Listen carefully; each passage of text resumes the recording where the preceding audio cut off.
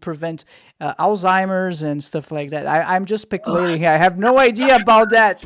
I don't know about, I don't know.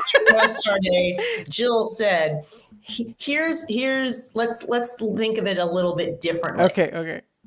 Okay. So when we're learning something new, one of the reasons why we use flashcards and we use memorization and repetition is that if you've got like little neurons in your brains, the more connections you make, the more you think about something, the more you repeat it, the more connections. That's why you practice sports. Repetition, it increases the amount of neural pathways in the brain to make you better at something. What's fascinating about psychedelics is that they kind of disrupt some of the normal pathways. They disrupt what's called the default mode network.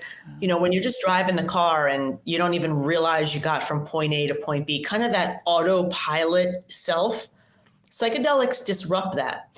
And in disrupting it, it kind of creates this opportunity to make different connections, because it's like, oh, those connections, you make new connections. So when you're dealing with a trauma patient, keeping that window of, oh, I can make more connections easier, keeping that window open longer is incredibly, incredibly helpful. And that's one of the reasons why the actual clinical trials for MDMA therapy, they had them spaced per month because they didn't want that neuroplasticity window to kind of close up. They wanted to keep it open and continue to give more therapy. It's an actual fascinating process when I explain to people that healing trauma is actually relearning the truth about the situation that caused you trauma. Me thinking I wasn't worth anything and the universe was a bad place because my father beat me up routinely, the MDMA therapy kind of broke that way of thinking, and I was able to realize, wait a minute, it wasn't me as a bad person or a bad child. This was my father not being able to regulate himself and his own trauma. And making those connections and learning kind of the truth that you can then see as an adult, that's the actual healing process of trauma. I see. I know, I freaked you out. I know when all of a sudden people are like, wait a minute, I can just think differently about things. With psychedelic assisted therapy, it's one of the main ways that you heal trauma because you suddenly think about things way differently. So you reframe the narrative, basically. Yeah. Yeah, that's why I bring specialists. Everyone forget everything I said about Alzheimer's. Doesn't make any sense. I'm sure there's some research out there, but I'm not aware of that research. Yeah. I kind of stick to my lane of trauma. But wouldn't it be wonderful? Yeah, of course. So it reframes the narrative, and not in turning key moment. What was the term again? Turning key. So it's not. If you think about how long it takes us to learn something, think of how long it takes to unlearn something. That's why psychedelics are not turnkey. They're not immediate. They give you the opportunity to start learning about your past differently. And sometimes there's like amazing insights. It does seem to be really fast, especially like 2 or 3 days after a journey.